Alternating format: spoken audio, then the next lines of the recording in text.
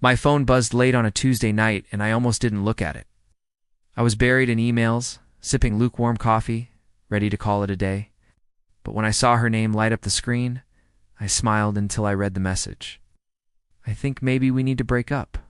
For a second, I thought I misread it. I squinted, reread it, and the words didn't change. Just like that, for years together had been reduced to a half-hearted maybe, dropped in my inbox like a bill I didn't ask for. At first, I chuckled under my breath, waiting for the punchline.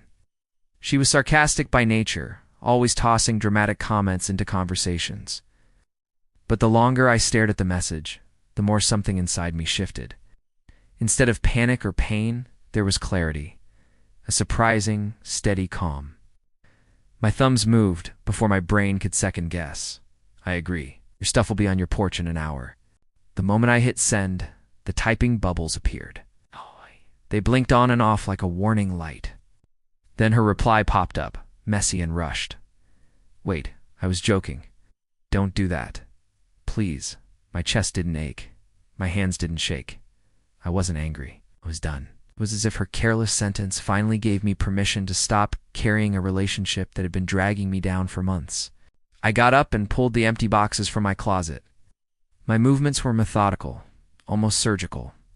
T-shirts, dresses, books, makeup, bags, everything went in quickly, without pause. Every item felt lighter once it left the drawer. Meanwhile, my phone lit up again and again on the table, the screen filled with excuses. You're overreacting. Come on, it was a joke. Answer me, please. Each message felt like static, background noise I didn't need anymore. The sound of zippers, the clatter of shoes, the weight of bags hitting the floor, those became the soundtrack of my evening, and with each packed box, the apartment seemed to expand. Space I hadn't noticed in years suddenly opened up. An hour later, I hauled everything to the porch. The night air was cool, sharp in my lungs, and for the first time in a long time, I felt lighter. I lined her bags neatly by the door, a quiet period at the end of a sentence I didn't want to drag on. Inside, silence wrapped around me. But it wasn't the suffocating kind I used to fear whenever we fought. It was clean, refreshing, almost peaceful. For once, solitude felt like freedom, not punishment. I thought that would be the end of it, her text, my decision, and a quiet night of closure, but it wasn't. That joke wasn't a joke at all. It was the first crack in a wall I hadn't realized was already crumbling. The next morning, a sharp knock rattled my door. I already knew who it was.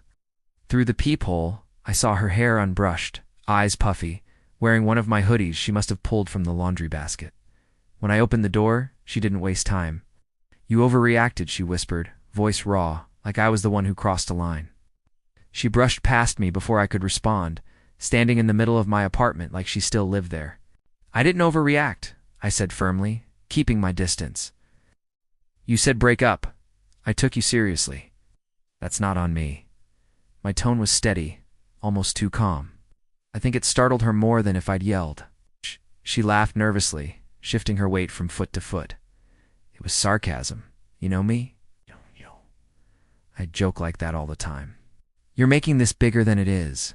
But her smile faltered, and she couldn't hold my gaze. I studied her carefully. If it was just a joke, why panic? Why send 20 texts? Why show up first thing in the morning? Eyes darted to the floor, searching for an answer that didn't exist. For a long stretch, silence filled the room. She finally muttered, I didn't think you'd actually mean it. You're supposed to fight for me, not throw me out. Her voice cracked, and for the first time, I realized something deeper was at play. I shook my head. No, I'm not supposed to beg for someone who throws around breakups like punchlines. I deserve better than being your toy. My words hung in the air, sharp and undeniable. Her eyes welled up, but instead of tears of loss, I saw panic, the kind that comes when someone's caught. You're really doing this? She asked, half disbelieving.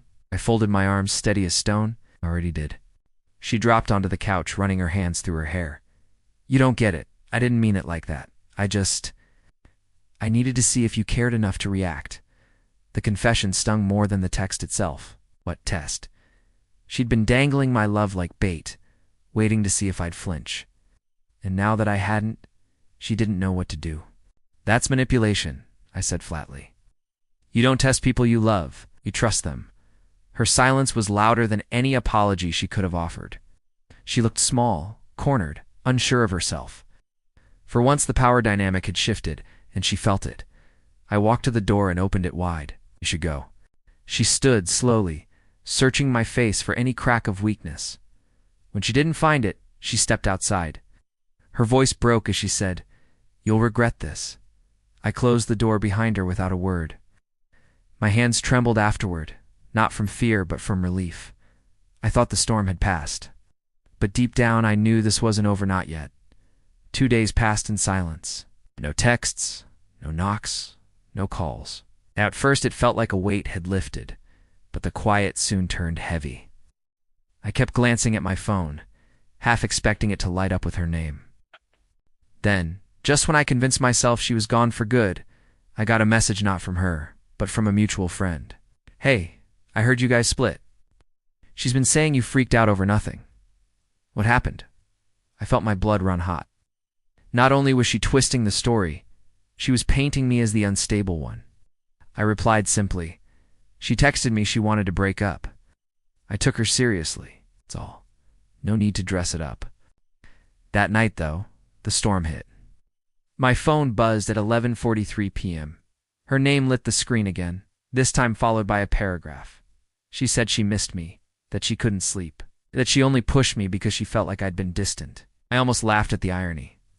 I had been distant because I was exhausted from carrying a relationship built on her constant tests. I didn't reply, let the phone buzz. Message after message rolling in, until the notifications stacked like bricks. By morning, I had 15 texts, 2 missed calls, and 1 voicemail where she was sobbing, saying she made a mistake. For the first time, guilt crept in. Had I been too cold, too final? But then I remembered her words. I needed to see if you cared enough to react. That wasn't love, it was control. Still, curiosity pulled me to scroll back through her messages. One line stood out like a dagger. "You'll regret this." It had felt like a threat. But now I wondered if it was a promise. Sure enough, later that afternoon, another friend messaged me. "She's telling people you kicked her out over a joke. She's making you sound heartless, man." I clenched my jaw. She wasn't just panicking. She was rewriting history to save face. And worse, she was dragging my name through the mud to do it. I sat in the quiet of my apartment, staring at the walls that suddenly felt too thin. I knew her patterns. This wasn't going to stop with gossip. She couldn't win me back, she'd try to make me look like the villain. And part of me realized maybe that was her plan all along. Test me, push me, and when I finally broke, she could play the victim. But I wasn't going to let her write the ending to my story. Not this time. By the weekend, the fallout had grown legs of its own. I went to grab groceries, and a neighbor I barely spoke to gave me a sympathetic smile. "Rough week, huh?" she asked. My chest tightened. It clearly heard something. When I pressed, she admitted my ex had stopped by, saying I'd lost it and thrown her out for no reason. My hands curled around the cart handle. It wasn't enough for her to spin the story with friends. Now she was parading it around in public. That night, I finally broke my silence. I texted her one line. "Stop lying about what happened." Within seconds, her reply came. "I'm not lying. I'm telling people the truth. You were cruel. You didn't even give me a chance to explain." I could have unloaded everything: screenshots, her panicked texts, the voicemail. Instead, I wrote, "You said you wanted to break up." I respected that. That's all there is to it. Her response was a flurry of messages that swung from pleading to furious. "You're heartless. I was joking and you knew it. Miss you. Why can't you just forgive me?" The contradictions were dizzying. I set the phone down, pacing the room, forcing myself not to get pulled into her storm. But the truth was, her chaos still had a grip on me. Even without her here, I could feel her in every corner, as if she'd left shadows behind. The next morning, I got a knock at my door again. I hesitated, then opened it hand. There she was, holding coffee like it was a peace offering. "Can we talk?" she asked softly, her eyes searching mine for any crack in the wall. For a moment, I almost let her in. Old habits tugged at me, the part of me that wanted to fix, to soothe, to make things work. But then I remembered the gossip, the lies, the way she twisted my choice into cruelty. I shook my head. "No, talking means you explain. and I forgive, and we start the cycle again. I can't do that anymore. Her face crumpled, and she set the coffee on the porch rail. So that's it? You're just done? After everything? Yes, I said, my voice steady. I'm done with the games, the tests, the stories. I'm not the villain here. You are for the first time? She didn't argue. She just stared at me, eyes wide, as if hearing it out loud shattered something inside her. Then she turned, walked down the steps, and disappeared into the street. I closed the door, heart pounding. Relief washed through me, but underneath it was dread.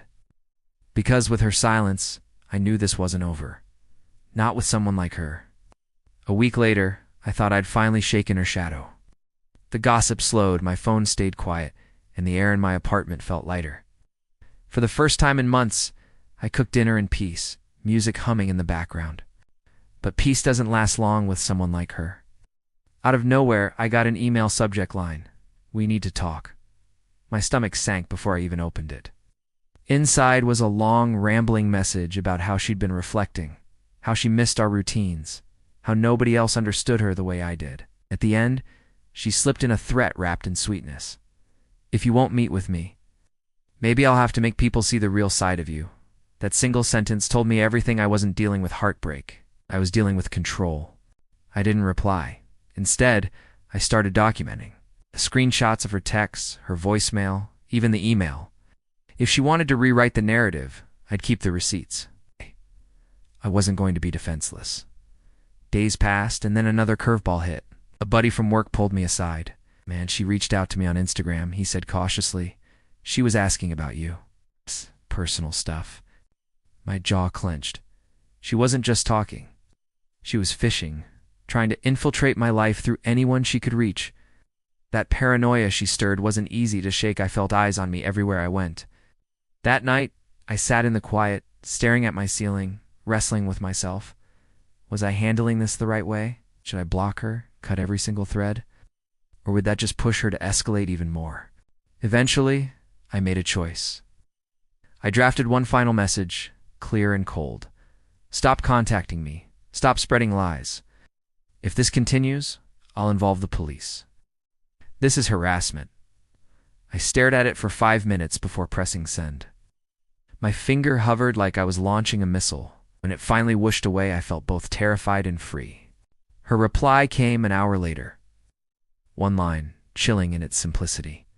You'll regret this. The same phrase she'd used on my porch. It echoed in my mind as I sat there, phone glowing in my hand. Maybe it was empty. Maybe it wasn't.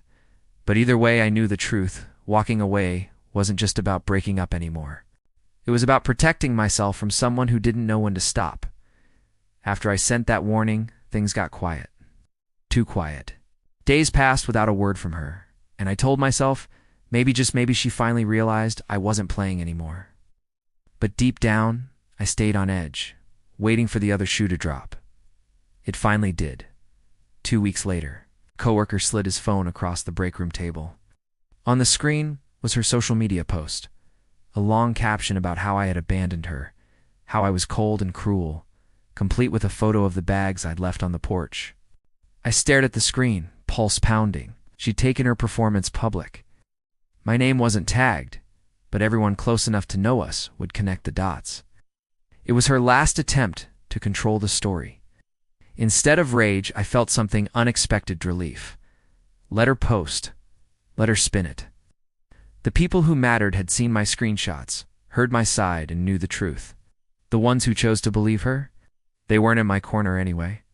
That night, I sat alone on my couch, scrolling through old photos. Vacations, birthdays, inside jokes frozen in pixels. For a moment, sadness swept over me, not for losing her, but for how far I'd let things go before realizing my worth. She wanted me to fight. She wanted me to prove myself through chaos. But love isn't about passing tests. It's about trust, and she'd shattered that long before her so-called joke. As the weeks rolled on, her noise faded. Friends stopped bringing her up. Her posts slowed. Eventually, she disappeared from my feeds entirely. I don't know if she moved on, found someone new, or just ran out of energy. I only know she was gone. That was enough. Sometimes, late at night, I replay that first text in my head. I think maybe we need to break up. I realize now, she didn't hand me a heartbreak. She handed me freedom, wrapped in clumsy words. And my reply, I agree. Your stuff will be on your porch in an hour. Wasn't just an ending.